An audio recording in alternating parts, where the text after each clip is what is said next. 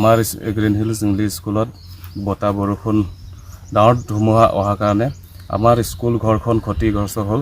তাৰমানে টিংখন উৰুৱা হৈছিলে। School class চলি থকা অৱস্থাত এখন ডাঙৰ ধুমুহা আহিছিলে। প্ৰায় 12টামান বজাত হৈছিলে। ইয়াৰ পিছত স্কুল শিক্ষক আৰু ছাত্ৰ ছাত্ৰীসকলে বহুত অসুবিধা পাইছে।